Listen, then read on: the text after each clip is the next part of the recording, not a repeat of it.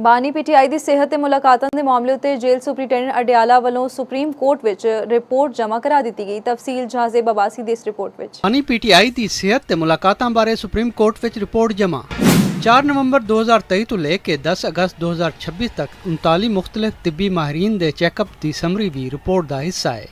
Report ਵਿੱਚ 10 ਅਗਸਤ 2026 ਨੂੰ 4 ਰੁਕਨੀ medical board ਦੀ report ਨੂੰ ਵੀ ਸ਼ਾਮਿਲ ਕੀਤਾ ਗਿਆ ਹੈ।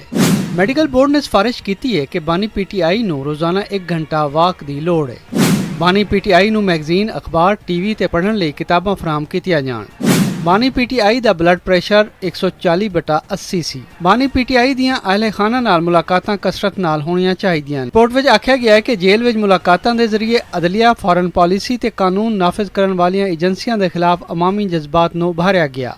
ਰਿਪੋਰਟ ਵਿੱਚ ਦੱਸਿਆ ਗਿਆ ਹੈ ਕਿ ਬਾਨੀ ਪੀਟੀਆਈ ਤੇ ਉਹਨਾਂ ਦੀ ਅਹਿਲੀਆ ਦੀਆਂ 84 ਮੁਲਾਕਾਤਾਂ ਕਰਾਈਆਂ ਜਾ ਚੁੱਕੀਆਂ ਨੇ।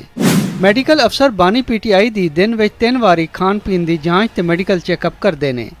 ਮਾਹਿਰ ਅਮਰਾਜ਼ ਚਸ਼ਮ ਤੋਂ ਬਾਨੀ ਪੀਟੀਆਈ ਦੀ ਅੱਖ ਦਾ ਇਲਾਜ ਕਰਾਇਆ ਜਾਂਦਾ ਰਿਹਾ ਹੈ। ਬਾਨੀ ਪੀਟੀਆਈ ਦੀ ਇੱਕ ਅੱਖ ਤਕਰੀਬਨ ਨਾਰਮਲ ਹੋ ਚੁੱਕੀ ਹੈ। ਜਸਟਿਸ ਸ਼ਾਹਿਦ ਵਹੀਦ ਦੀ ਸਰਬਰਾਹੀ ਵਿੱਚ ਜਸਟਿਸ ਨਈਮ ਅਖਤਰ ਅਫਵਾਨ ਨੇ ਜਸਟਿਸ ਇਸ਼ਤਿਆਕ ਇਬਰਾਹੀਮ ਤੇ ਮੁਸ਼ਤਮਿਲ 3 ਰੁਕਨੀ ਬੈਂਚ ਮੰਗਲ ਨੂੰ ਸਮਾਅਤ ਕਰੇਗਾ। ਜਾਜ਼ੇਬ ਅਬਾਸੀ, ਚੌਪਾਲ, ਇਸਲਾਮਾਬਾਦ।